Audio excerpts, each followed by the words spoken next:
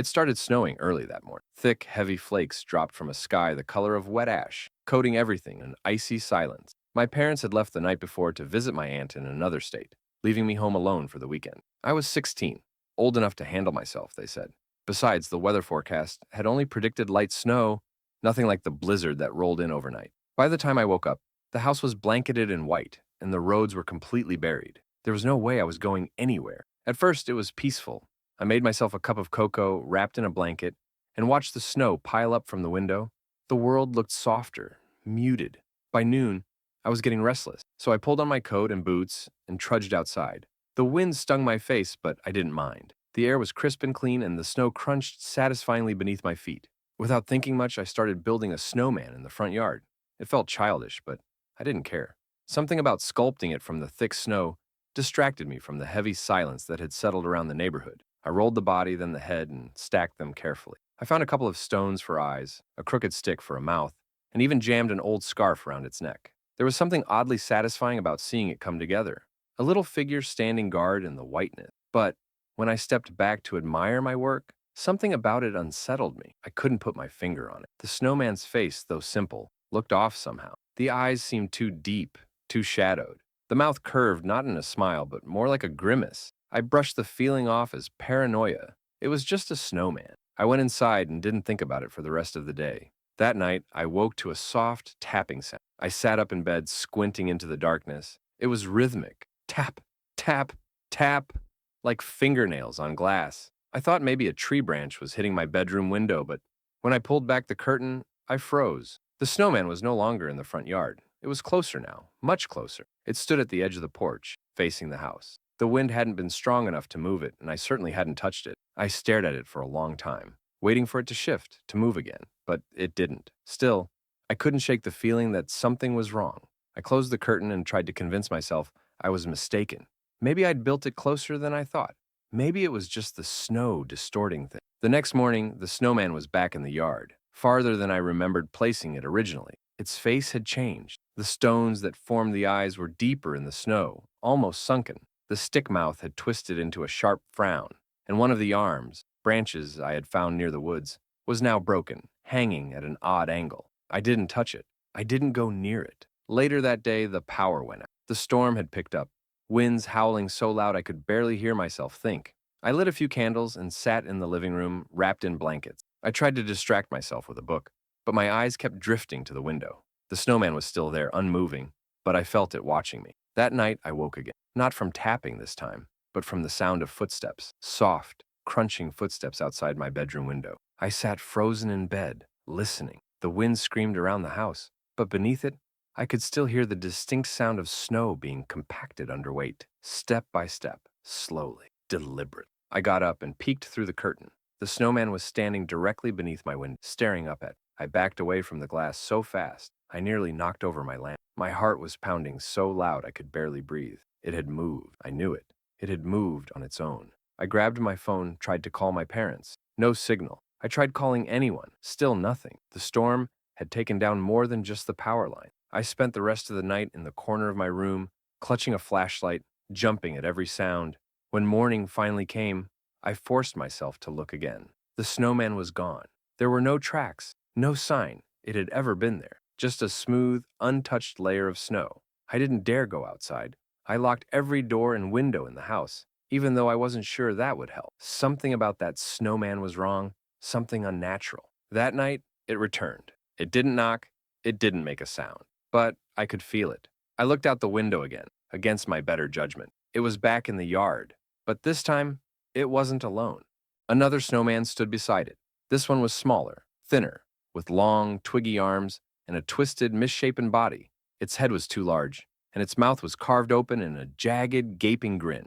Every night after that, a new one appeared. They multiplied, silently, steadily, each one closer to the house than the last. Their faces grew more distorted, their limbs longer, their eyes darker. I watched them from my windows, terrified to sleep, terrified to blink. I didn't know what they wanted or how they moved, but they were always there. On the fifth night, I woke to a creaking sound. It was the front door. I ran downstairs, flashlight shaking in my hand, and saw it swinging open in the wind. Snow blew in through the threshold, swirling around the living room floor. And there, standing in the doorway, was the first snowman, its eyes now hollow, black holes, its mouth wide open, revealing something dark and moving. I slammed the door shut and locked it, but when I turned around, my heart stopped. Wet footprints trailed across the hardwood floor, leading deeper into the house. I don't remember much after that. I think I passed out. When I woke up, the house was still. The door was locked. The snowmen were gone. No footprints, no signs, just a heavy silence and the distant echo of the wind. When my parents finally returned, I didn't say much. What could I say? That the snowmen had come alive? That something had entered our house? They thought I was overtired, paranoid from being snowed in alone. Maybe I was. But sometimes, on quiet winter nights, I still hear that faint tapping on the glass. And when the snow falls thick and heavy, I sometimes wake to find a snowman in our yard, just standing there, watching. The storm had been raging for hours, relentless and violent, hammering against the windows with wind-whipped snow. I was home alone, as usual. My roommate had left for a winter ski trip with her boyfriend, and I decided to stay back. I liked the quiet, or at least I thought I did. The house we rented was an old, two-story Victorian on the edge of town. Cheap, a little creaky, but full of charm. I loved it in the fall, when leaves rustled across the wooden porch, and the house seemed to breathe with old stories. But in the dead of winter, it became something else entirely. The charm faded, replaced by drafts that hissed through unseen cracks and shadows that lingered too long in corners. That night, the power cut out just after 9 p.m. I was in the kitchen making tea when the lights flickered once, twice, then vanished. The heater went with it. Silence settled in like a weight, broken only by the howl of the wind out. I grabbed my phone for light, but it was already at 12%. I hadn't realized how much I'd been scrolling that day. I lit some candles and set them around the living room. The flickering glow gave the house a strange, distorted feel. Shadows danced along the walls, twisting and elongating until I couldn't tell where one ended and another began. I wrapped myself in a thick blanket, sat on the couch, and tried to read to keep my mind off the growing chill. But the quiet was oppressive. And then I heard it, a soft, almost imperceptible creak from upstairs. I froze. The house was old. It made noises. I knew that. But this was different. This wasn't the groan of settling beams or the whisper of the wind. It was slow, deliberate, like footsteps on the landing. I sat there holding my breath, listening. Nothing. I told myself it was the wind, maybe the roof shifting under the snow's weight. I forced myself to stay calm and turned back to my book. A few minutes passed before I heard it again, this time closer. Another slow creak, followed by the faintest shuffle. Something or someone was upstairs. I grabbed the fireplace poker and tiptoed to the bottom of the staircase. The upstairs hallway was pitch black. I stood there, heart pounding, staring into the darkness. I didn't call out. I didn't want to hear a response. For a moment, everything went quiet again. Then, from the top of the stairs, I heard a distinct sound. 3 knocks, slow, heavy, like knuckles on wood. I couldn't move. I couldn't breathe. The knocking came again. This time, I could tell it wasn't at a door. It was on the floor, directly above where I stood. Something was in my roommate's bedroom. I should have run. I should have left the house, storm or not. But fear pinned me in place. I forced myself to climb the stairs, one step at a time, the poker clenched in my hand so tightly my fingers ached. I reached her door, which was slightly ajar. The air felt colder here, and the candle I brought flickered violently, as if resisting the space. I nudged the door open with the poker. The room was empty. I stepped inside, scanning every corner, every inch. Nothing. But then I noticed something odd. Her closet door was slightly open. She always kept it shut. I walked toward it slowly, every part of me screaming not to. I pushed it open with the end of the poker. Nothing but coats and boxes. I sighed in shaky relief and turned to leave. That's when I saw it. A handprint. On the inside of the window, smeared in condensation. Not a full palm, just 4 long fingers and a thumb. Dragging downward slowly. There were no footprints in the snow outside. No ladder. Nothing. That window was on the 2nd floor. I backed away, heart thundering. Something was. I slept downstairs that night with the poker next to me, and every light I could manage turned on. I didn't hear anything else, but I couldn't shake the feeling that something was watching. The next morning, I went upstairs again to check the window. The handprint was gone, but etched faintly into the frost on the inside of the glass, barely visible unless you looked at the light just right, were words, "Let me in." I stared at it, horrified. My roommate didn't believe me when she returned. She said I probably imagined it. Maybe I was sleep deprived. But I know what I saw. I know what I heard. A week later, she woke me in the middle of the night, pale and shaking. She said someone knocked on her window, 2nd floor. She moved out the next day. I still live here, but I don't go upstairs after dark anymore. And every winter when the storm winds rise and the windows fog over, I find the words etched again, fainter now, but always there. Let me.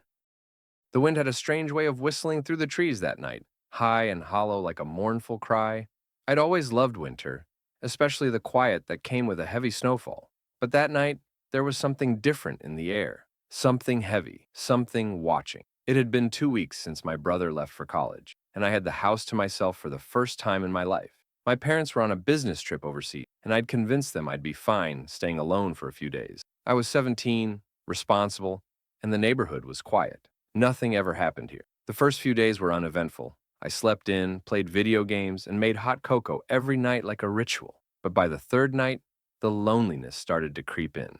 The house was too quiet. The silence stretched between the walls like a living thing, and the way the wind knocked against the windows started to make me feel uneasy. Then I heard the scratching. It was around 11:30 p.m.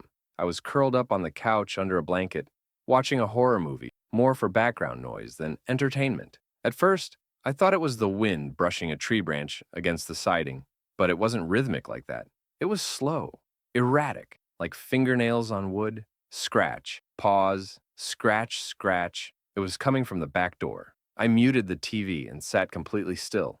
The sound continued, soft but insistent. I crept toward the kitchen, heart pounding in my throat, and peered through the glass window of the back door. No one was there. I turned on the outside light. Still nothing. Just snow and trees and the endless dark. I opened the door just a crack, enough to peer around the corner, and saw nothing but fresh snow. No footprints, no sign anyone had been there. Just cold air, curling into the kitchen and that strange silence. I locked the door tight and tried to brush it off. Probably an animal, I told myself. Maybe a raccoon or a stray cat. Still, I didn't sleep well that. I kept thinking about the scratching. The next day, I noticed something even stranger. On the patio, directly in front of the back door, there was a small object buried halfway in the snow. I stepped outside and pulled it free. It was a little wooden carving, crudely made, barely the size of my palm. A human figure. No face, just a small body, arms and legs. It looked handmade, but old, weathered. I didn't know what to make of it. I assumed it was some kid's lost toy and left it on the porch railing. That night, the scratching came back, louder this time, more aggressive. I rushed to the back door, expecting to catch someone playing a prank, but again, there was nothing there. The outside light revealed only snow-covered steps, but the wooden figure I'd left on the railing, it was gone. That unsettled me more than I wanted to admit. I tried to sleep, but a sound woke me again around 3 a.m., a whispering, faint, like the wind carrying a voice. I sat up in bed, straining to hear. It was coming from the hallway. Whispers, low, murmuring, words I couldn't understand, like another language spoken beneath breath. I got out of bed slowly, grabbed the flashlight, and stepped into the hallway. The air felt colder there, heavy, like walking into a place you weren't supposed to be. The whispers stopped abruptly. I stood there in silence, flashlight shaking in my hand, when I saw something out of the corner of my eye, a shadow at the end of the hallway. Not a figure, not something solid, just a shift in the darkness, but it moved. And then the smell hit me. Rotting wood, damp earth, something old. I turned and ran back to my room, slammed the door shut, and pushed a chair in front of it. I didn't sleep the rest of the night. I just sat on my bed, staring at the door, listening to every creak and groan of the house. In the morning, I found another wooden figure. This time, it was placed directly on the front porch, standing upright against the door. This one had a carved mouth, open wide, like it was screaming. I didn't know what to do. I didn't call anyone. Who would I even call? The police? What would I say? That someone was leaving creepy dolls and scratching my door at night? The final night is the one I'll never forget. The power went out around midnight. Total darkness. I lit candles again, just like before, and stayed in the living room. I didn't want to be alone upstairs. Then, the whispering started again, closer this time. It came from inside the house. I held the flashlight tightly and turned it toward the hallway, just in time to see a shadow slip into the kitchen. I froze. The air felt like ice. I tried to convince myself it was just my imagination, just a trick of the light. But then I saw the figure. Not a doll, not a carving, a person, or something that looked like a person. It was hunched, its limbs too long, skin like wood bark. Its face, it didn't have one, just smooth, flat surface, where features should be.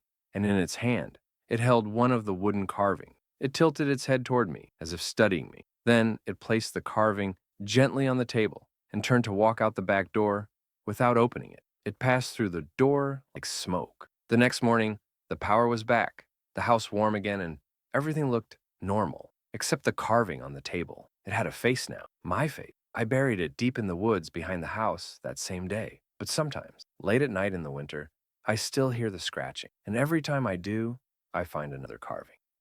Winter had always been my favorite season until the night I spent alone in my grandmother's house. She had passed away the previous summer, and since then, the house had remained mostly empty. My parents were trying to sell it, but with all the memories attached, they kept putting it off. That year, a brutal snowstorm hit our town just before Christmas. My parents were stuck at my uncle's house on the other side of town, and with the roads completely buried under ice and snow, there was no way to get home. The only place I could stay was my grandmother's house. I wasn't thrilled about the idea. Not because I was afraid, at least that's what I told myself, but because the house still felt lived in, like she had never left. The moment I stepped inside, the air was thick with the smell of her old perfume, a floral scent that had clung to her favorite sweaters. It was eerily warm, despite the cold outside, almost as if the house itself was breathing. The furniture was still covered with white sheets, the way my mother had left them to protect from dust. The grandfather clock in the hallway was still ticking, though no one had wound it in months. I settled in the small bedroom on the first floor, not wanting to venture upstairs where my grandmother's room had been. I set up some blankets on the couch, turned on the battery-powered lantern I had brought, and tried to sleep. Then, at exactly midnight, the whispering began. It was soft at first, barely more than a breath of sound. I thought it was the wind sneaking through the old wooden walls, but as the minutes passed, the whispers grew clearer, muffled voices overlapping, speaking too quickly for me to understand. I sat up, heart hammering. The sound wasn't coming from outside. It was coming from upstairs. I stared at the darkened stairway. The house had no electricity, no TV, no radio, nothing that could be making those voices. I tried to convince myself it was just my imagination, the way silence plays tricks on you when you're alone. Then I heard the creak, a single deliberate step on the floor above me. I held my breath, waiting, listening. Another step, then another. The weight of each footstep sent a shiver through my entire body. Someone or something was moving upstairs. I grabbed my phone and turned on the flashlight, my hands shaking so badly, the beam of light wobbled as I pointed it toward the staircase. The whispering stopped. The footsteps stopped. The air grew impossibly heavy, pressing down on my chest. And then I smelled it, my grandmother's perfume. The scent was thick, cloying, as if someone had just walked past me, leaving it behind. I was frozen, my mind racing. Was it possible someone had broken in, a squatter? An animal? I needed to check. Slowly, I forced myself up the stairs, each step groaning beneath my weight. The hallway stretched ahead of me, lined with doors that hadn't been opened in months. My grandmother's bedroom door was slightly ajar. I stepped closer. The smell of perfume grew stronger. I reached out and pushed the door open, and then I saw it. The rocking chair. It was moving, back and forth, as if someone was sitting in it. But the chair was empty. I wanted to run. I should have run, but my feet wouldn't move. My eyes were locked on the chair, the slow, steady motion hypnotizing me. Then, as I stood there, unable to breathe, unable to think, the chair stopped, dead still. The silence stretched deeper and more suffocating before. And then, right next to my ear, in a voice that was both familiar and wrong, I heard a whisper. "You shouldn't be here." I ran. I tore down the stairs, grabbing my bag and my lantern, not even stopping to put on my boots. The moment I yanked the front door open, the wind roared in, nearly knocking me off my feet, but I didn't care. I ran through the snow, all the way back to town, never looking back. The next morning, when my parents finally came to get me, I told them everything. My mother went pale, gripping the edge of the kitchen counter like she might collapse. Then she told me something that still chills me to this day. The rocking chair in my grandmother's bedroom? She had taken it to a donation center 2 months ago. It wasn't in the house. It hadn't been in the house. I never went back. And I never, ever stay home alone in the winter. It started the night I came home early from my weekend trip, something I hadn't planned. A blizzard warning had been issued for our area, and I didn't want to get stuck on the highway, so I turned around and drove back home. I live alone in a small house just outside town surrounded by woods, peaceful, isolated, and until then, I had never thought twice about it. When I pulled into my driveway, snow was already coming down thick and fast. The house looked the same, quiet, dark, cold. I turned off the engine, trudged inside, and dropped my bag by the door. Everything felt normal, but something didn't sit right with me. I can't explain it. It was just a strange sensation, like walking into a room where someone had just been. I checked every window and door, all locked. No signs of forced entry. Still, I couldn't shake the feeling that the house wasn't entirely empty. I chalked it up to the storm and exhaustion and made myself a cup of tea. Later that night, as I was getting ready for bed, I noticed something odd. The hallway closet door was slightly open. I always kept it shut. Always. I didn't remember leaving it like that before I left for the trip. I walked over and gently pulled the door open. Nothing but coats, boots, and a few storage bins. Still, I closed it tightly and even wedged a heavy chair in front of it, just in case I'd imagined it moving on its own. Around midnight, the power went out. The wind howled outside, and the house fell into absolute silence. I lit a few candles and curled up on the couch, trying to distract myself by scrolling through my phone. But then I heard it. Footsteps. Slow, dragging footsteps coming from upstairs. My heart nearly stopped. I live in a one-story house. There is no upstairs. I froze, listening closely, but the sound continued. Heavy, deliberate steps pacing across the ceiling above me. It was impossible. There was nothing above me but the roof, and yet I could hear them clearly. Back and forth, back and forth. I grabbed the flashlight and scanned the ceiling. Nothing, but the sound didn't stop. In fact, it grew louder, as if whatever was up there was getting closer, walking directly over my head. I backed away from the living room, not knowing what to do. Then, the footsteps abruptly stopped, and something even more terrifying happened. A single knock, soft, deliberate, came from the hallway closet door. I stared at it. My blood ran cold. I hadn't heard anything move inside. I hadn't heard the chair shift, but the knock was unmistakable. 3 slow knocks, then silence again. I didn't move. I couldn't. Then came the whispering. Faint, but so close, it was like it was coming from the other side of the closet door. "Let me out!" I stumbled backward, knocking over one of the candles, nearly setting the rug on fire. I kicked the chair aside and flung open the front door, running barefoot into the snow, not caring about the freezing cold or the storm.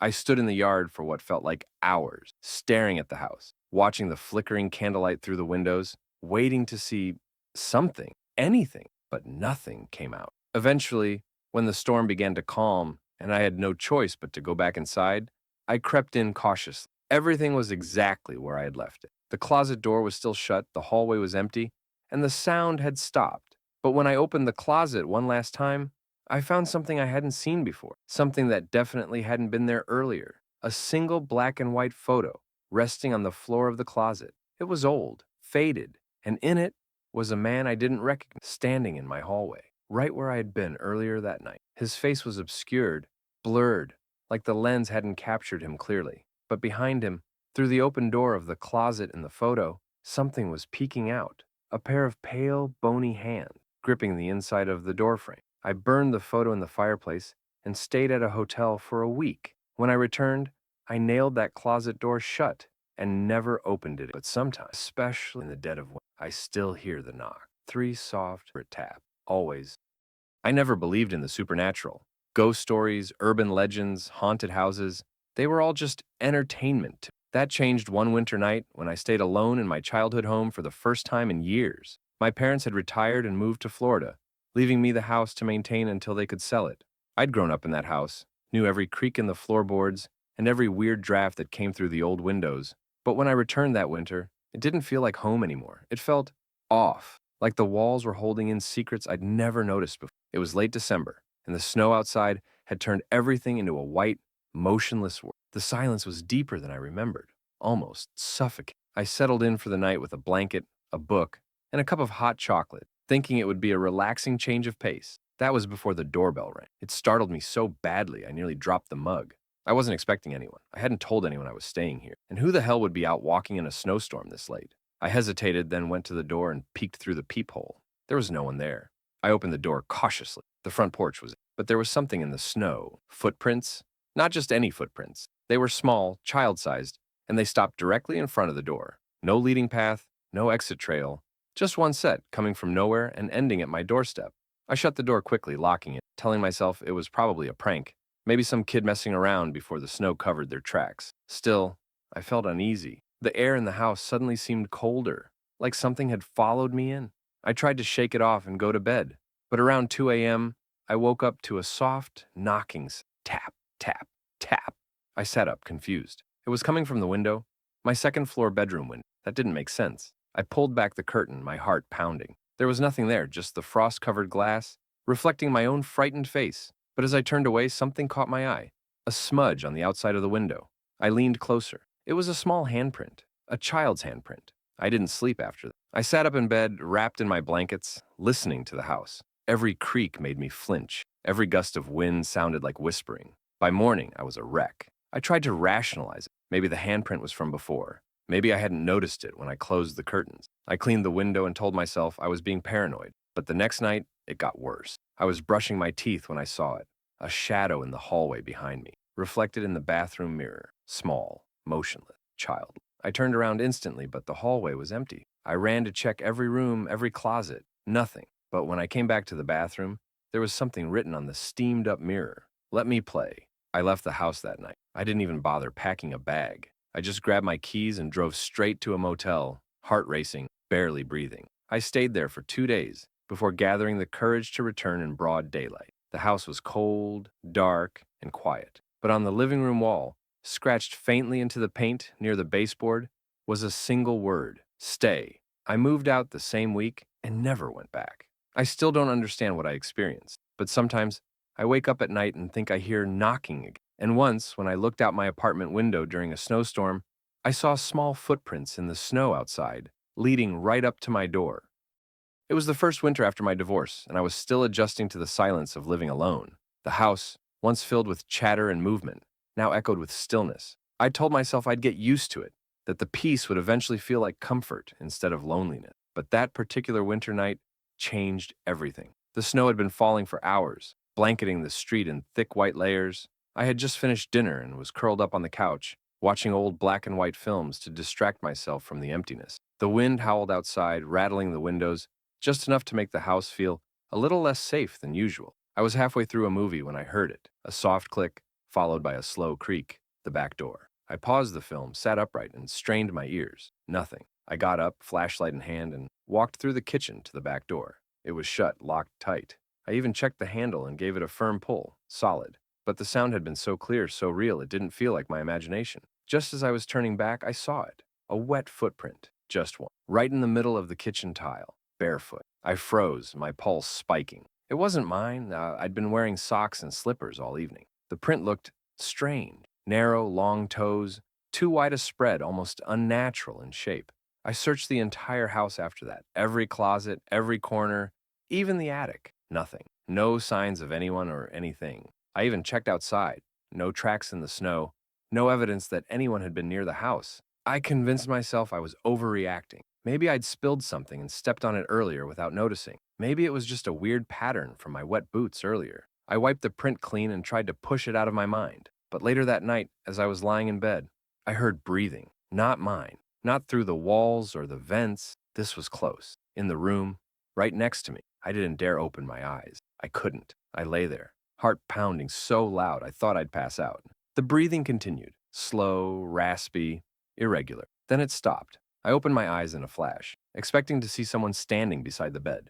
But there was nothing. The next day, I installed cameras around the house. I told myself it was for peace of mind, nothing more, just in case. That night, I slept with every light on. In the morning, I reviewed the footage out of curiosity. Most of it was uneventful. Just the wind shaking the trees, snow drifting by, the occasional flicker of indoor shadows. But at exactly 3:17 a.m., one camera in the kitchen captured something standing in the corner of the room. It wasn't there before, and it didn't come from anywhere the camera could see. It just appeared slowly, as if it had always been there and the lens had only just noticed it. It was tall, slender. Its face was completely featureless. No eyes, no nose, no mouth. But its head was tilted slightly, as if watching. And then it moved, not walking, gliding, across the room, toward the hallway that led directly to my bedroom. The footage cut out after that, just a flicker of static. I didn't sleep at all that night. Every time I blinked, I thought I saw something standing in the hallway, just beyond my line of sight. I decided to leave the house for a while, go stay with my brother out of town. But before I left, I checked the cameras one last time. There was a new clip, recorded just minutes before I got up that morning. It showed the same figure, now standing outside my bedroom door. Only this time, it wasn't alone. There were handprints, wet, smeared, appearing all over the walls and floors around it. And just before the footage ended, a whisper came through the audio channel, quiet, barely audible. "You're never really alone. I haven't stepped foot in that house since. I don't know what followed me home that winter night, or if it was always there, just waiting to be noticed. But now, even in my brother's house, sometimes I wake up to that same sound, that slow, ragged breathing, right beside me in the dark. The winter I turned 30 was supposed to be a fresh start. I'd landed a new remote job that allowed me to leave the noise of the city behind and move into a small rental cabin nestled deep in the woods. The photos had promised peace, solitude, and snow-covered serenity. I thought it would be the perfect place to recalibrate my life. The cabin was old but charming. A single-floor layout, one bedroom, one bathroom, a rustic kitchen, and a small fireplace in the living room. The nearest neighbor was over a mile away, just the way I wanted it. For the first few days, it was exactly. I spent my time working, reading, watching the snow fall in silence. Then, one evening, I found the basement door. It was strange. I hadn't noticed it before. It was hidden behind a standing coat rack in the hallway, the kind of door you could easily overlook. Curious, I opened it. The air that rose from the stairs was cold, far colder than the rest of the house. It smelled damp and old, like earth and rotting wood. I hesitated before stepping down, flashlight in hand. The basement was small and empty, just concrete walls, a single broken chair in the corner, and an old furnace that looked like it hadn't been used in decades. I didn't think much of it at the time. Just an old, forgotten space. But that night, I started hearing sounds from beneath the floorboards, knocking, soft at first, faint, almost rhythmic. I tried to ignore it, telling myself it was probably the old pipes or the wind somehow echoing through the structure. But the knocking continued, night after night, growing louder, more insistent. Eventually, it was accompanied by whispers. I'd be lying in bed, the fire burning low, when I'd hear them, barely audible voices, just below the surface of sound, like murmurs coming through water. I could never make out the words, but the tone was always the same, pleading, desperate. One night, I mustered the courage to open the basement door again. I walked down slowly, each step echoing in the silence. The whispers stopped the moment I reached the bottom. But on the concrete floor, scratched in a circular pattern around the furnace, were markings, symbols I didn't recognize. They weren't there before. I was sure of it. Jagged, uneven, carved into the stone, like someone had etched them with their fingernails. I took photos and searched online for hours, but couldn't find anything that matched. That was when the dreams began. Every night I'd wake drenched in sweat, haunted by visions of someone or something trapped in a pitch-black room beneath the earth, staring upward with hollow eyes, mouth open, in a silent scream. And always in the dream, I was standing above them, watching, unable to move. The knocking in real life grew more frequent, louder. Sometimes it sounded like it was coming from just beneath my bed. Then, one night, it changed. I was sitting in the living room reading when I heard a long, dragging sound from the hallway. I froze, listening. It was coming from the basement door. Something was on the stairs, slowly making its way up. I ran to the door and flung it open. Nothing. The stairs were empty, but the scratching had spread, now creeping up the walls, fresh marks that hadn't been there before, still splintering the wood.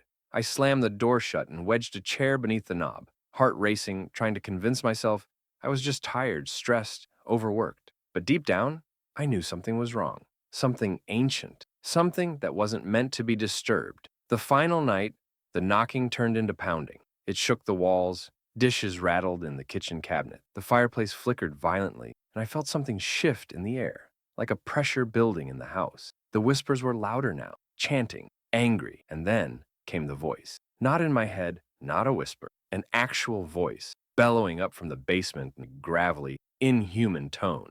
Let me out! The floorboards in the living room cracked open like splinters, snapping beneath a heavy weight, and I saw a hand, long, pale, with blackened fingers, reach through the cracks. I didn't stay to see what followed. I ran barefoot through the snow, the freezing wind cutting into my skin. I drove all night without stopping, without looking back. When I reported the incident to the rental company, they said the cabin had no basement, that it never had. They claimed I was mistaken, delusional, that I must have wandered into a crawl space or confused the sound of rodents in the walls. But when I checked my phone, the photo of those symbols was gone. Worse, there was a new photo, one I didn't take. It showed me sleeping in bed, taken from inside the bedroom, and in the bottom corner of the image, near the edge of the mattress, a pale black-fingered hand was resting beside my pillow. That winter, I was house-sitting for my cousin while she and her husband took a vacation to the mountain. The house was modest, tucked in a quiet suburban neighborhood surrounded by pine trees with snow-covered lawns stretching in every direction. It was supposed to be an easy week. Water the plants, feed the cat, bring in the mail. Nothing more. The first few days were uneventful, peaceful even. I enjoyed the solitude.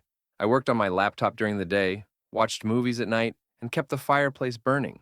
Their cat, Pepper, was a bit skittish, but eventually warmed up to me. Everything was normal until the fourth night. It started with the hallway light. I had turned it off before bed like I always did, but at around 3 a.m., I woke up and saw a faint glow under my door. The hallway light was on. I thought maybe I'd forgotten, but when I stepped out to check, I distinctly remembered turning it off. Then I noticed something stranger. Pepper wasn't sleeping on the couch like usual. I found her crouched in the laundry room, staring at the door that led to the garage. Her ears were flat, tail puffed out, body frozen. I bent down and tried to comfort her, but she didn't even blink, just kept staring at the door, like she could see something I couldn't. I opened the garage door slowly, half expecting to find a raccoon or something, but the garage was empty, silent, cold. I closed the door, thinking it was just a cat's paranoia. But that night, I heard footsteps above me. There was no second floor in the house. I froze in bed, staring at the ceiling. The sound was unmistakable, slow, deliberate footsteps, moving across the ceiling, creaking the wood, then stopping directly above me. I didn't sleep after that. The next day, I inspected the attic, thinking maybe it was an animal. The hatch was located in the hallway ceiling. I pulled it down and climbed the ladder, flashlight in hand. The attic was cramped and dusty, but otherwise empty. No droppings, no signs of animals, no loose insulation. But something caught my eye in the corner, small scratch marks on the wooden floor. Deep, erratic, like something had clawed at the surface trying to get out. I didn't tell my cousin. I didn't want to sound insane. That night, things escalated. I was in the kitchen making tea when I heard a loud crash in the living room. I rushed over, and the bookshelf had toppled over completely, scattering books everywhere. But what unsettled me most wasn't the mess. It was the fact that every book had fallen spine up, open to the same page. Page 47. All different books, all flipped open to page 47. My hands were shaking as I picked one up. It was a cookbook. Page 47 was a simple soup recipe. The next was a novel. Page 47 was a scene about a character hiding in their home, hearing voices in the walls. Another was a travel guide. Page 47 had a passage about visiting remote ruins, long forgotten by time. Nothing made sense, but the coincidence gnawed at my sanity. I left the books there and went to bed early, locking the door behind me. I woke again at 3:11 a.m. to the sound of whispering. It was faint, but unmistakable, just outside the door. I pressed my ear to the wood, heart hammering in my chest. I couldn't make out the words, but it sounded like several voices murmuring at once, overlapping, rising in tone. Then, silence. When I opened the door, the hallway was empty, but the walls were covered in handprints, dozens of them, some small, childlike, some large, all smeared in some sort of black soot, trailing toward the garage door. That was the breaking point. I packed my things that night, called my cousin with a vague excuse, and left. I couldn't explain what was happening, and I didn't want to stay long enough to find out.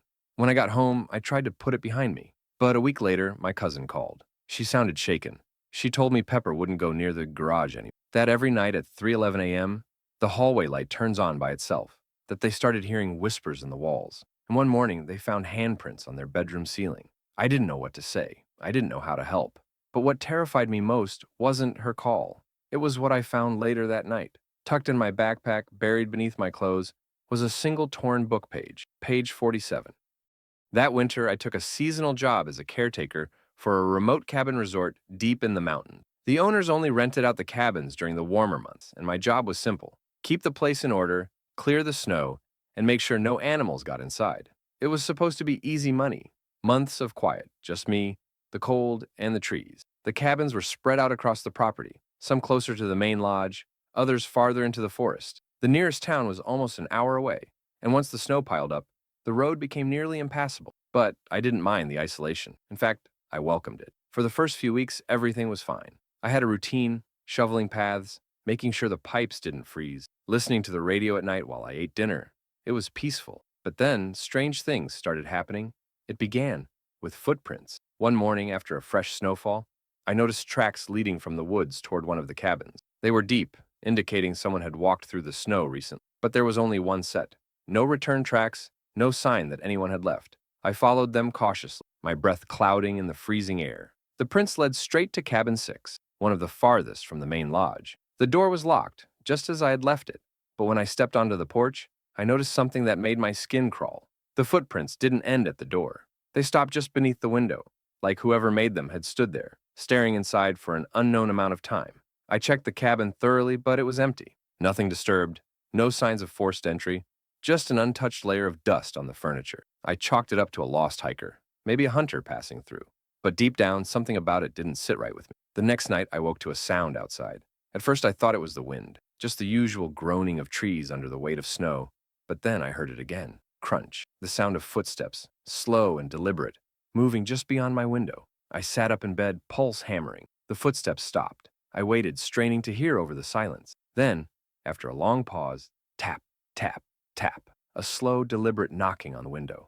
I didn't move. I didn't breathe. I just sat there, staring at the curtains, knowing that someone, was on the other side, watching. The knocking continued, rhythmic and patient. 3 taps. A pause. 3 more. I wanted to reach for my flashlight, but I was too afraid. Because in that moment, I realized something. My cabin was elevated. The window was almost 7 feet off the ground. Whoever was knocking was too tall. I stayed frozen, barely daring to blink, until the knocking finally stopped. I didn't sleep the rest of the day. By morning, there were no footprints in the snow. The next few days were quiet, too quiet. I felt like something was waiting, watching. I started locking every door twice, shutting the curtains before nightfall. Then, one night, I heard my name. It came from outside, a whisper, drifting through the trees, barely loud enough to be real. Come out! I clenched my jaw, refusing to move. Come out! The voice was wrong, hollow, like it was trying to sound human but failing. Then, something hit the cabin, a loud thud against the wall, so powerful it shook the wood. I grabbed the shotgun I kept by the bed and pointed it toward the door. My heart was racing. I knew I was not alone. The silence stretched on for what felt like hours. Eventually, the sun began to rise and the feeling of dread slowly faded. I forced myself to step outside, shotgun still in hand. And that's when I saw them. The footprints, hundreds of them, circling my cabin. Some were normal, boot prints, bare feet.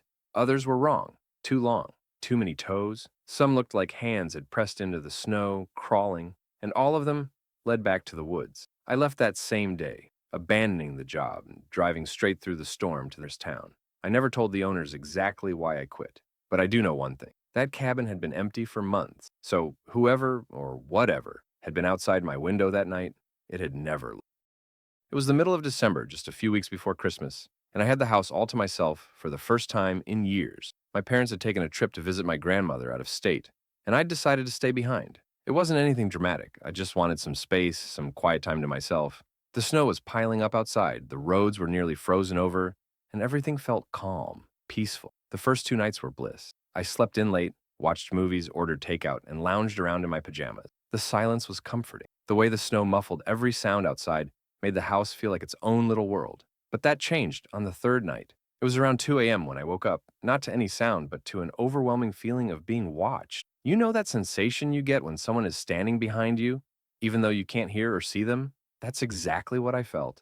I sat up in bed, confused and a little disoriented, but I didn't hear anything unusual. Still, I couldn't shake the feeling. I checked the hallway, the front door, the kitchen. Nothing was out of place. The house was quiet. But when I came back to my bedroom, I noticed something strange. My bedroom window was slightly open, just a crack, but it had definitely been closed earlier. I remembered that clearly because I had checked every window before going to bed. The air outside was freezing, but the room didn't feel cold like it should have if the window had been open all night. That was what unsettled me the most. It wasn't just open, it had been recently opened. Trying to brush it off, I locked it shut and went back to sleep. But the next morning, things got even weirder. I found footprints in the snow outside. Not just any footprints, barefoot prints, human, leading from the tree line behind our backyard to beneath my bedroom window. And then, just like that, they vanished. No prints leading away, no boot tracks, just a trail that stopped right at the wall of the house. I stared at them for a long time, my breath fogging in the air, trying to make sense of it. It wasn't just creepy, it was impossible. No one could have walked barefoot through that snow and disappeared without a trace, unless they never left. That night, I locked every window and door, double-checked them all, and even pushed a chair under the doorknob to my bedroom. I kept a flashlight by my side and tried to sleep, but the uneasiness had dug its way under my skin. At exactly 2 a.m., I heard something, a soft, slow, dragging sound outside the house, like something being pulled across the snow. I got out of bed and peeked through the blinds. My heart nearly stopped. Someone or something was standing in the middle of the backyard.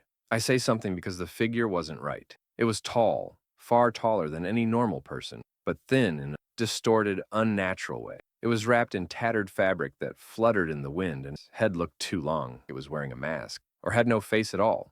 It wasn't moving, just standing there. angled slightly toward the house. I ducked back down, heart thudding in my chest, unsure what to do. I called the police, whispering as I described what I saw.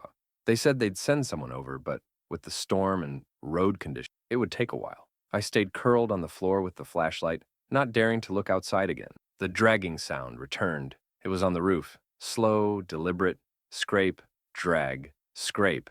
Then a thud directly above my. I looked up and saw dust falling from the ceiling. I wanted to scream but held my breath. I had no idea what it was or how it got up there. The police didn't arrive for nearly an hour. By then, everything was silent. No more sounds, no footprints on the roof.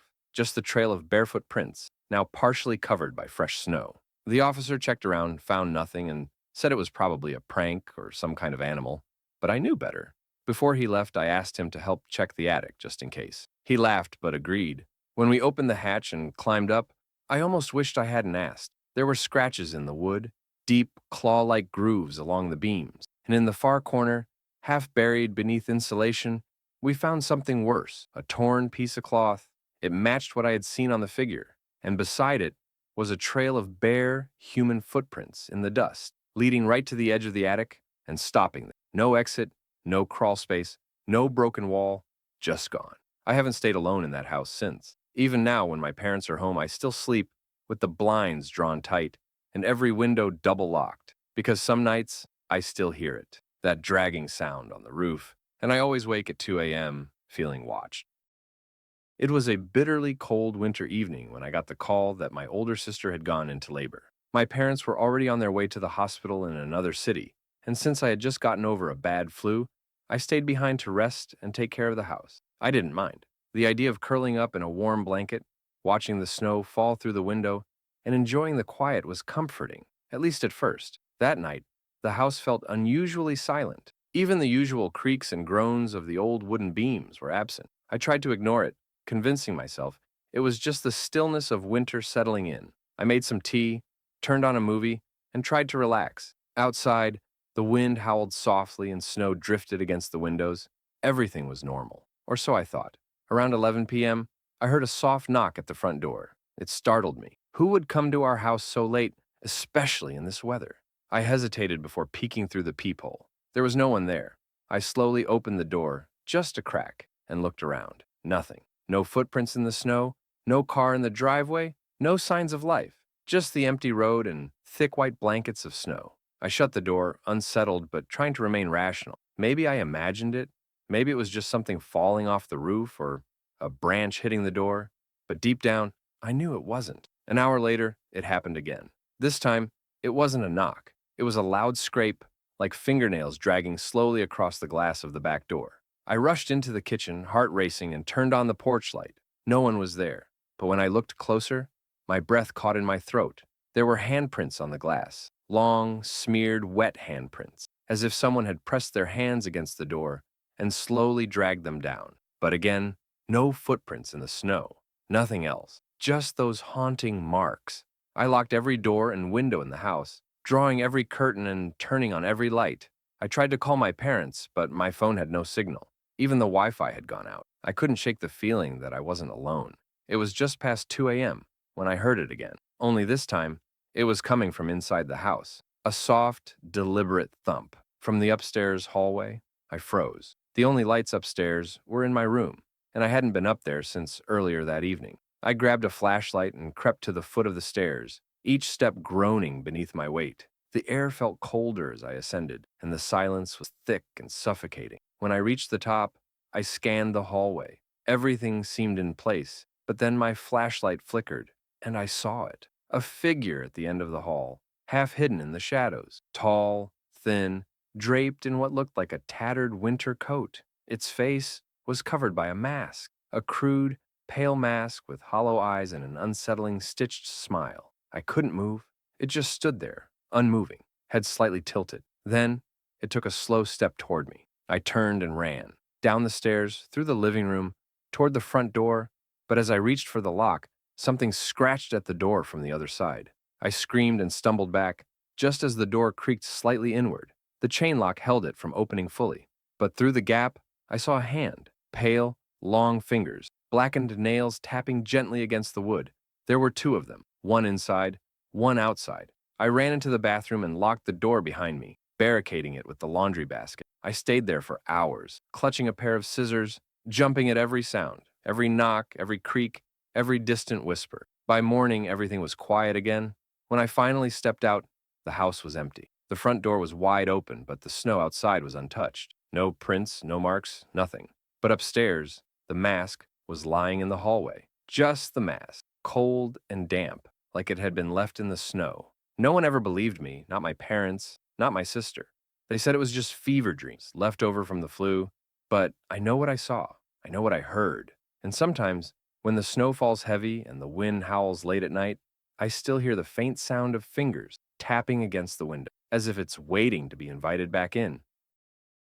It was one of those brutally cold winter nights when everything outside looked like a postcard. Frozen trees, white rooftops, and a thick blanket of snow covering the ground. My parents were away at a weekend conference, and I was home alone in our small countryside house. I didn't mind.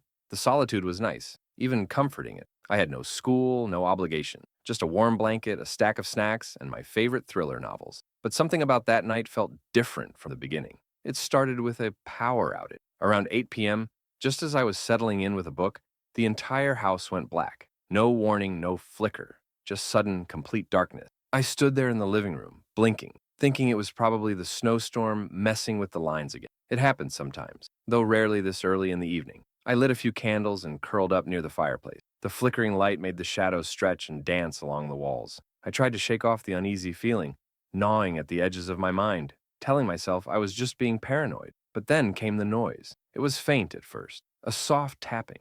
I assumed it was a tree branch hitting the side of the house or the wind rattling something loose. But as I sat there, it became rhythmic, precise. Tap, tap, tap, like fingers on glass. It was coming from the kitchen window. I didn't want to look. Every instinct in my body screamed for me to stay still, but curiosity got the better of me. I took the candle and slowly stepped toward the kitchen. The tapping continued, steady and deliberate. When I reached the window and peered through the glass, my stomach dropped. There was a face staring back at me. Not a normal face. It was pale, almost gray, with hollow eye sockets that seemed too deep, too dark, and the skin, it looked stretched, like old leather pulled too tight over a skull. The figure didn't move. It just stared. I jumped back and the candle nearly slipped from my hand. I ran to the door to make sure it was locked. Double deadbolt, security chain, everything. But just as I turned the lock, the tapping moved. This time to the front door. I froze. It was almost like whatever was outside knew I was going room to room and it was following me, circling the house. I ran upstairs to my room and locked the door. My phone had no signal, and with the power still out, I was completely cut off. I crouched in the corner, wrapped in my blanket, listening to the creaking wood and the wind howling outside. Then the footsteps started. Not outside, inside. They were soft at first, slow, deliberate, moving through the hallway downstairs. I knew I was alone. I knew it. But something was walking through the house. My heart was pounding so hard, I thought it might burst. I pressed my ear to the floorboards, trying to confirm what I was hearing. They were coming up the stairs. Each step echoed with a groan from the old wooden staircase. I backed away from the door, not daring to breathe. Then I saw the doorknob. It turned, slowly, gently. I hadn't heard anything open. The front door was still locked. The windows were shut tight, but something was in the house. The knob rattled once, then stopped. I heard a soft whisper on the other side, something unintelligible, like a voice speaking through static and silence. For what felt like an eternity, I waited in the corner. My hands were trembling, clutching a heavy book like it could protect me. Hours passed. The sound stopped. Nothing else happened. When the sun finally rose, I crept out of the room. The hallway was empty. The house was quiet. I slowly made my way downstairs. Everything looked normal, almost too normal. But in the kitchen, something caught my eye. There were wet footprints on the floor. Bare, human prints, leading from the back door to the base of the stairs. But the door hadn't been opened. It was still locked, still chained. Even stranger, those footprints weren't going in. They were going out. I stood there in disbelief. My hands were shaking as I followed the trail outside. They led to the back of the house, then disappeared in the snow halfway across the yard.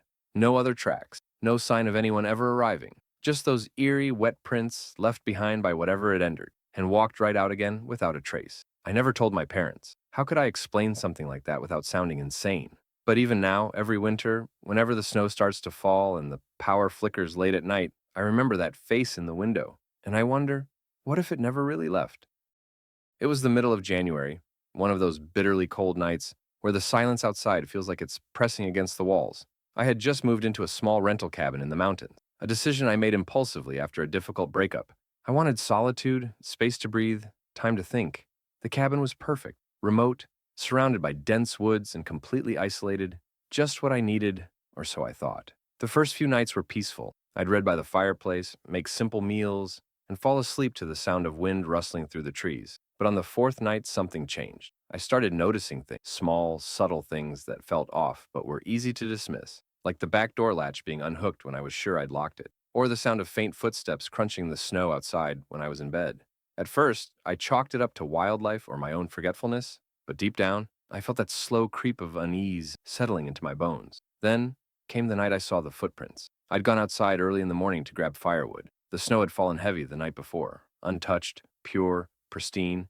But just outside the kitchen window, there were footprints, human, barefoot, dozens, pacing in a circle right outside the window. No prints leading to or away from them, just a ring of footprints, like someone had been walking endlessly in place all night long, staring inside. I stood there, breath clouding the frozen air, trying to make sense of it. It didn't feel like a prank. It felt intentional, calculated. That evening, I boarded up the window, every last one. I dragged furniture in front of the doors and kept the fire burning strong. I didn't sleep that night. I sat up with a flashlight in one hand and a kitchen knife in the other, my ears straining for every sound.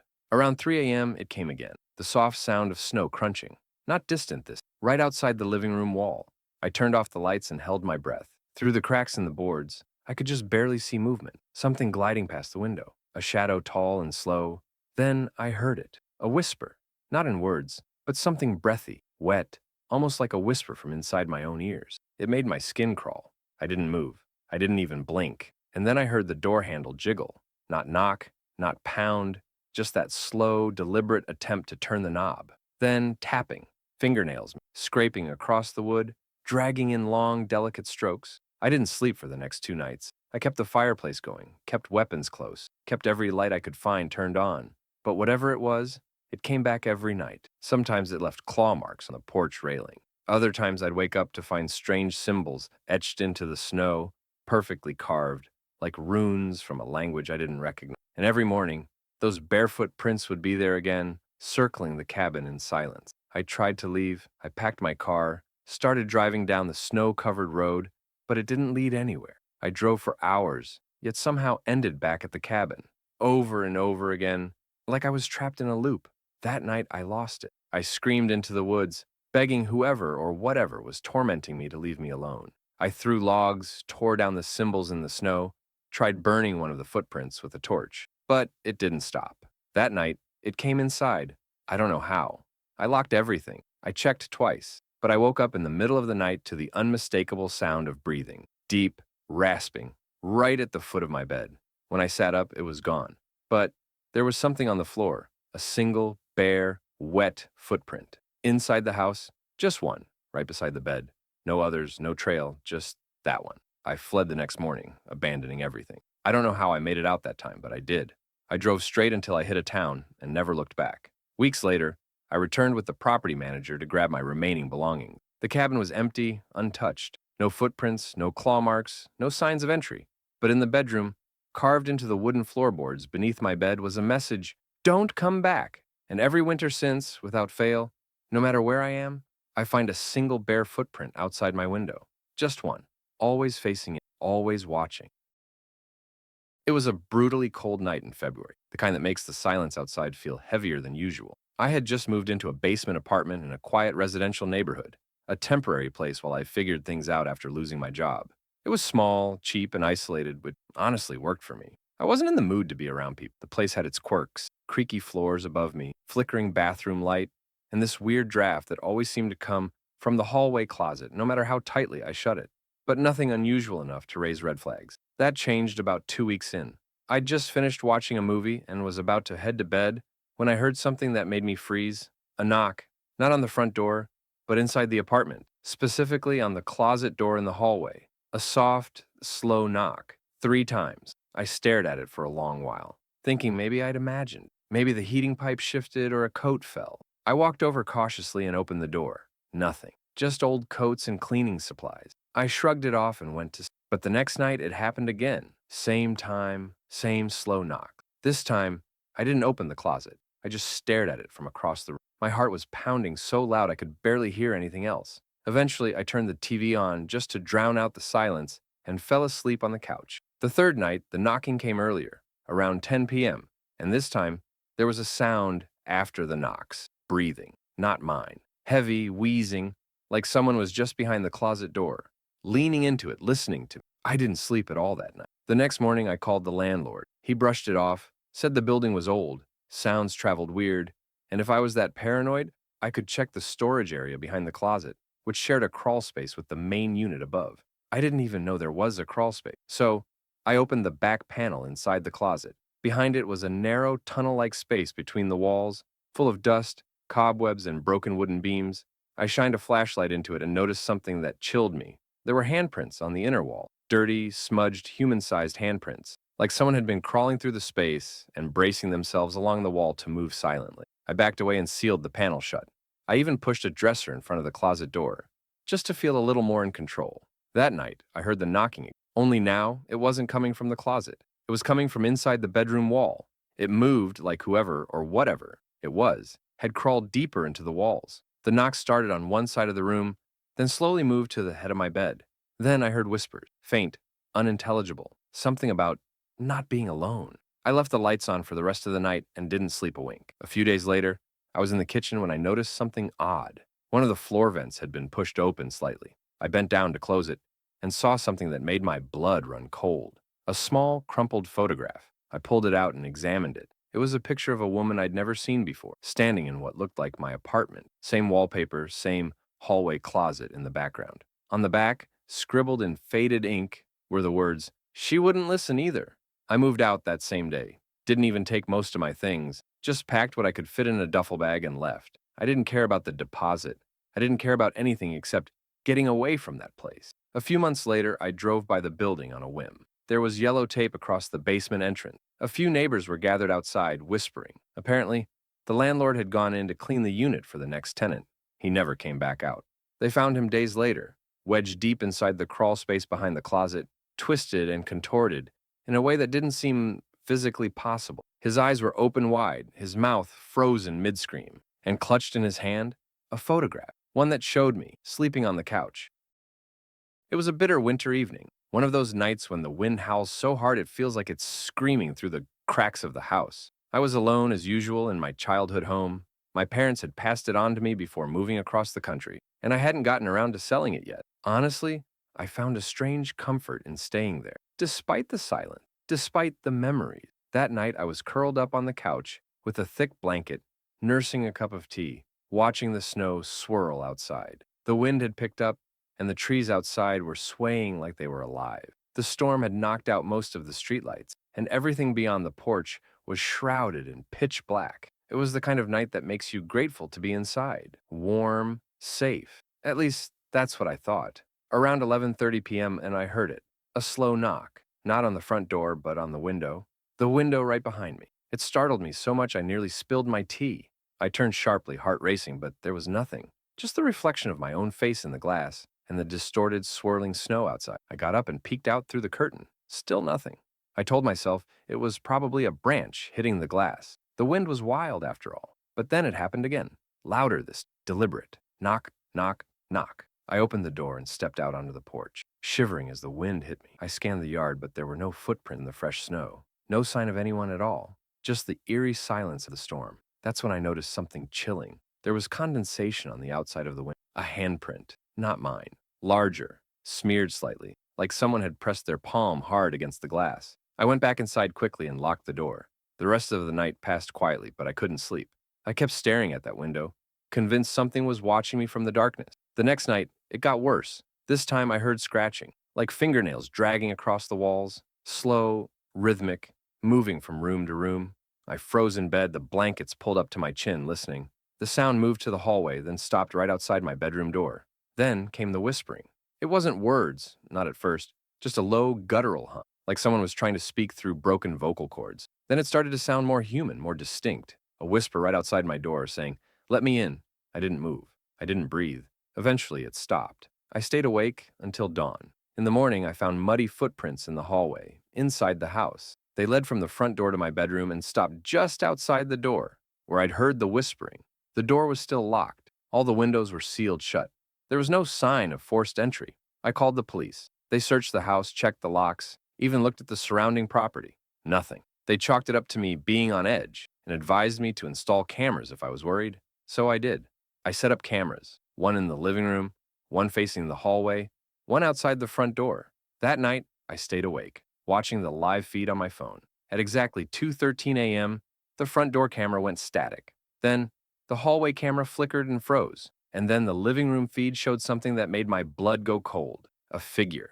Not entirely human. Tall, impossibly thin, with long, distorted limbs, and a face that looked blurred, like it didn't belong in this world. It was standing by the fireplace, just staring into the hallway, and then it turned toward the camera, slowly, deliberately. I ran out of the house, barefoot into the snow. I didn't even grab my phone.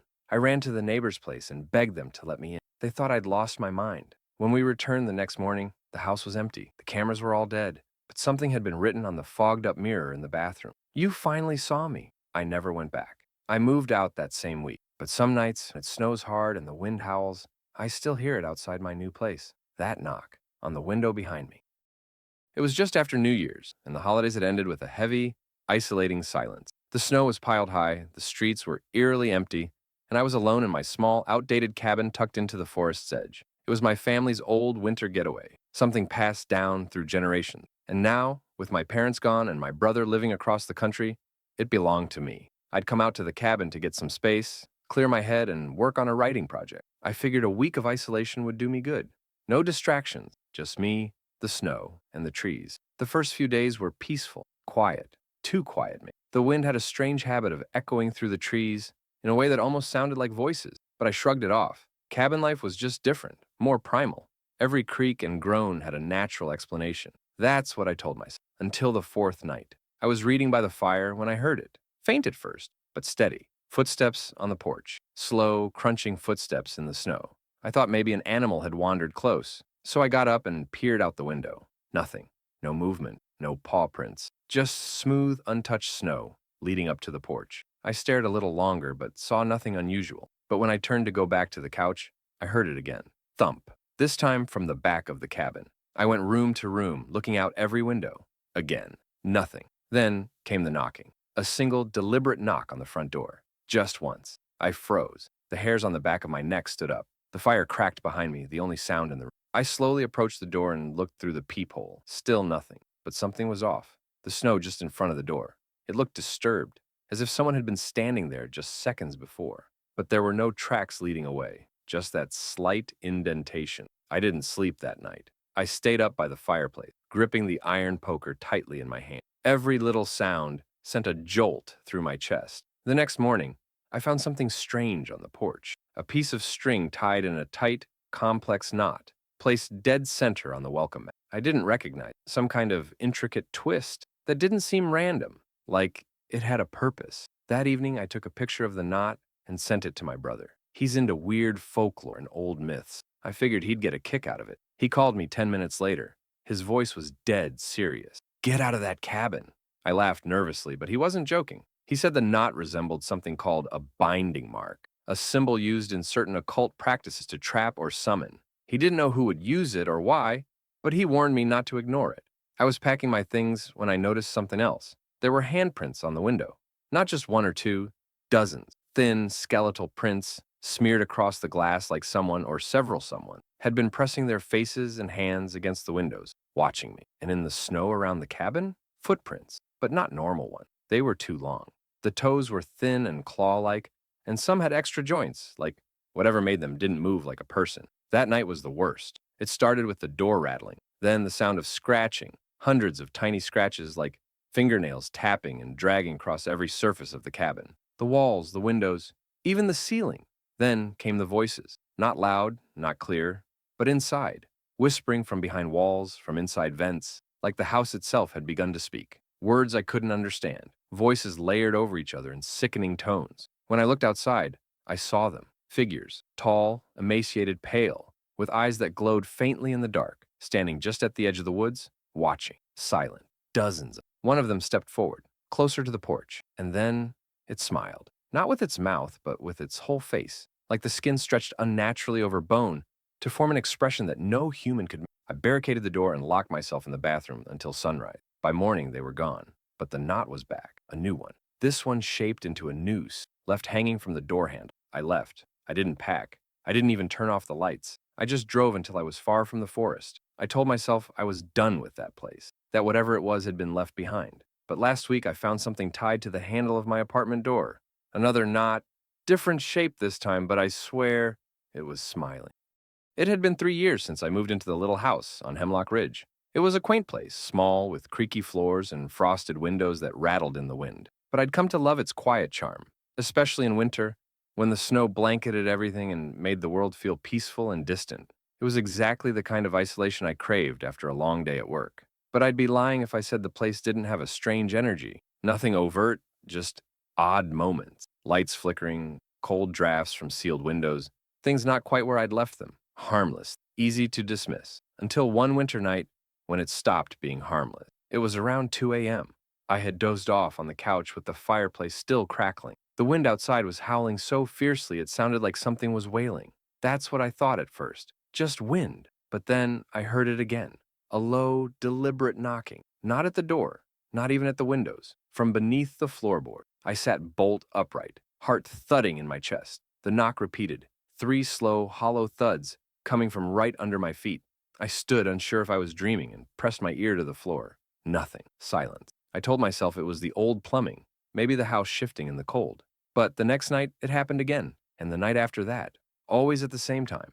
Always from under the floor. Eventually, I got curious. Or maybe stupid. I went down to the crawl space beneath the house to check.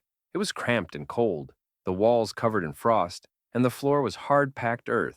Nothing unusual until I saw it. A small hole had been dug into the corner, not by an animal. Too neat, too deliberate. A perfectly round hole about the size of a dinner plate, and deep. I couldn't see the bottom. There was something inside. A piece of cloth. I reached in and pulled it out. A ragged old scarf, soaked with mud and something darker. Something that looked like dried blood. I dropped it and crawled out fast. That night, I didn't sleep. The next day, I covered the hole and told myself to forget about it. But it didn't want to be forgotten. That evening, I found the scarf on my bed. I hadn't brought it back into the house. I'd left it in the crawl space. But there it was, draped across my pillow as if someone had tucked it there. That's when the dream started. Every night I'd see her, a woman buried in snow, her face pale and lips blue, eyes wide open and staring. She'd whisper something I couldn't understand, voice muffled like she was calling through frozen ground. Each morning, I'd wake up with frost on the windows, even the inside. I could see finger trails in the condensation, and the knocking kept getting louder. Not under the floor now, on the walls and the ceiling, following me from room to room. One night, I woke up to the sound of breathing in my room. Not mine. Something heavy and labored, just beyond the foot of the bed. I turned on the lamp. No one was there, but the scarf had been wrapped around my ankle, tight, like a hand had tied it. I tried to leave. I packed a bag, threw it in the car, but when I turned the ignition, the battery was dead. Then, the lights in the house started flickering wildly, one by one, until the whole place went black. That's when I saw her, standing in the hallway, soaked in melted snow, her skin cracked with frostbite, her fingers curled and stiff. She didn't move toward me, just stood there, head tilted, watching. Her lips moved, but there was no sound. Then she raised one hand and pointed toward the floor. The crawl space. I didn't want to go, but some part of me knew I had to. I pulled up the floorboards and dropped back into the cold earth. The hole was uncovered again, wider now, and deeper. I reached in. My fingers brushed something solid, wood. I dug, clearing away the dirt until I uncovered the edge of a box. A small wooden chest. Inside it were bones, small ones, a child's, along with the same scarf and an old silver locket. I opened the locket. Inside was a picture of the woman, smiling, holding a child. I don't know how long I sat there staring at it, but when I looked up, she was gone.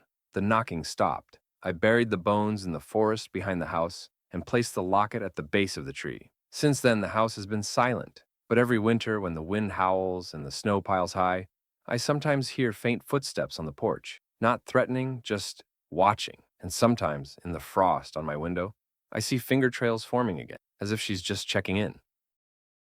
Winter had always been my favorite season. There was something about the cold air, the stillness of the snow-covered world, and the comfort of being wrapped in blankets with a cup of tea.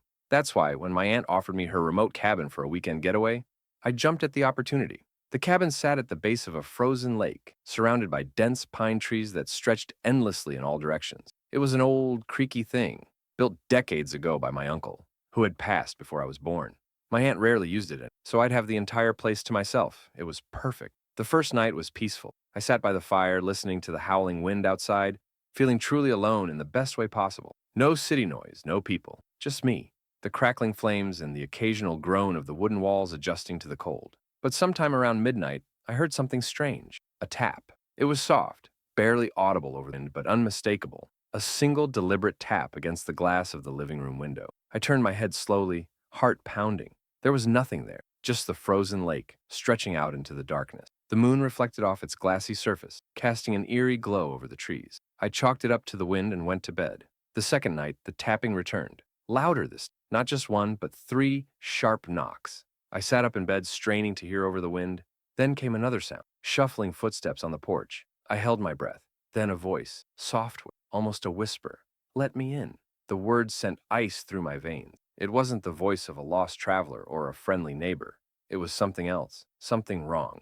I stayed frozen in bed, barely breathing. Let me in, the voice repeated, closer now, just beyond the door. The door was locked. I knew it was. But suddenly, click, the lock turned. I bolted out of bed, grabbed the heavy poker from the fireplace, and ran to the door. It was slightly ajar, swinging gently as the wind pushed against it. I stood there, weapon raised, staring into the empty night. Then I saw them, footprints, leading from the lake to my porch, but the snow was deep, too deep for anyone to walk across without struggling. And yet, the prints were perfectly even, like someone had been gliding across the surface. I slammed the door shut and locked it, pushing a chair against the handle for good measure. That night, I barely slept. Every time I closed my eyes, I felt watched. The third night, the real horror began. The tapping came again, then the knocks, and then the scratching. Long, dragging scratches against the wood, circling the cabin, moving from wall to wall. I gripped the poker so tight my knuckles ached. Then, why did you close the door? The voice came from the window this time. I turned, heart hammering, and saw it. A figure standing just beyond the glass. But it wasn't standing. It was leaning, pressed flat against the window. Hands splayed out, fingers too long, stretching toward the edges of the frame. And its face? It had no face. Just smooth, featureless skin where eyes, a nose, and a mouth should be. I stumbled backward, knocking over a lamp, but the figure didn't move. It only pressed closer. Then it smiled. Not with a mouth, it had none, but the skin stretched, distorting grotesquely, forming an unnatural, gaping grin. I ran. I grabbed my car keys, threw on my coat, and bolted out the back door. I didn't look back. I didn't care what was behind me. I made it to my car, fumbled with the keys, and finally got the engine roaring to life. The headlights flickered on, cutting through the darkness, and there it was, standing at the edge of the frozen lake, tall, unmoving, watching. I drove faster than I ever had in my life, not stopping until I reached the next town. I checked into a motel and didn't sleep until the sun came up. The next morning, I called my aunt and told her everything. She went quiet for a long time. Then, she said something that still chills me to this day. I always wondered why your uncle built that cabin so far from the lake. I asked her what she meant. She hesitated. The original cabin used to be closer, right on the shore. But he tore it down, said something watched him from the ice at night. I never went. And sometimes, in winter, when the wind howls and the frost covers my windows, I hear it, a soft, distant tap. It's strange how silence can sometimes be the loudest sound in the world. That's what I learned during the last winter I spent at my childhood home, alone, snowed in, and surrounded by a quiet that felt suffocating rather than peaceful. My parents had moved south after retirement, leaving the house to me. I only returned occasionally, usually in the summer, but that winter I needed time away. Work stress, a recent breakup, just life. The house was deep in the woods, surrounded by tall pines and drifts of snow that could get several feet high if the storm came hard enough. It felt like the perfect place to disconnect. I packed some books, stocked the pantry, and planned to spend 2 weeks alone, just reading, writing, and letting my mind settle. The first few days were calm, cozy even. Snow blanketed the world outside, and I spent hours by the fireplace. But around the fourth day, something started to feel off. Not overtly frightening, just unsettling. A persistent sense that something was wrong, though I couldn't pinpoint what. I started hearing sounds, soft, Barely there creaks and whispers. Houses make noises, sure, especially older ones. But these weren't the usual groans of shifting wood or pipes. They were rhythmic, intentional, like someone quietly walking down the hallway or gently dragging their hand across the walls. One night, I woke up to the sound of movement downstairs. I was sure I'd locked the doors. My heart pounded as I tiptoed out of bed, gripping a flashlight. I moved quietly through the house, expecting maybe a raccoon or a loose shutter. But there was nothing. Everything was still, except the front door was unlocked. That didn't make sense. I clearly remembered locking. I relocked it, checked the windows, and tried to calm myself. Maybe I was just on edge from being alone too long. The next morning, I found footprints in the snow leading around the house. They started at the edge of the forest and circled the building several times. No prints leading away, just a looping path, like someone had been pacing around it all night. I stood there staring at them, numb with dread. They weren't boot prints either, barefoot, human. But who would be barefoot in a blizzard? That night, I barely slept. Every time I closed my eyes, I heard faint tapping on the windows, the walls, even the ceiling. It was as if the house itself had become a living thing, echoing with strange life. Around midnight, I saw something that shook me to the core. I was in the kitchen drinking water when I caught movement in the backyard through the frosted glass. I turned off the lights and stepped closer to the window. There, standing at the edge of the tree line, was a person, tall, pale, motionless, completely naked despite the freezing cold. I watched, paralyzed, as the figure slowly raised one hand and waved. I didn't wave back. I didn't move at all. Eventually, the figure stepped backward into the trees and vanished. But I knew, deep in my bones, it hadn't left. The next day, I found more footprints in the snow. This time, they led right up to the back door, and in the fresh frost on the glass, someone had drawn a smiley face, a crude, childlike smear with two dots and a crooked smile. I stared at it for what felt like hours, my stomach twisting in knots. I tried calling for help, but the landline was dead, and my cell had no signal. I couldn't even start my car. The engine was frozen over, battery completely drained. I was stuck. That night, things escalated. I heard footsteps on the stairs. Not creaks, real, heavy steps. Someone was in the house. I locked myself in the bedroom, shoving furniture against the door. The footsteps stopped just outside. Then came a whisper through the keyhole. "You look different when you sleep." I broke. I screamed, kicked the furniture aside, and bolted down the stairs. The house was dark, but I didn't care. I needed to get out. I tried the front door, but it wouldn't budge. Not locked, jammed, as if something heavy was leaning against it from the outside. I turned to the hallway mirror and froze. There was someone behind me, a pale figure, hunched and grinning, standing just inches away. But when I turned around, nothing. Empty space. The hallway was bare, but the mirror still reflected the figure, watching me. I grabbed the fireplace poker and smashed the mirror. The figure vanished with the shards. I spent the rest of the night huddled in the bathtub with the door locked and every light on. I could still hear footsteps, whispers, and soft laughter echoing through the house. When dawn finally came, the snow had stopped, and I made a run for it through the woods. I didn't stop running until I found the road and flagged down a snowplow. The driver took one look at my face and didn't ask questions. I haven't gone back since. My parents sold the house. I moved far away, somewhere warm, somewhere quiet in a normal way. But sometimes when I wake up in the middle of the night, I still hear the sound of barefoot footsteps pacing outside my window, and I'm too afraid to look and see if there's a smiley face on the glass.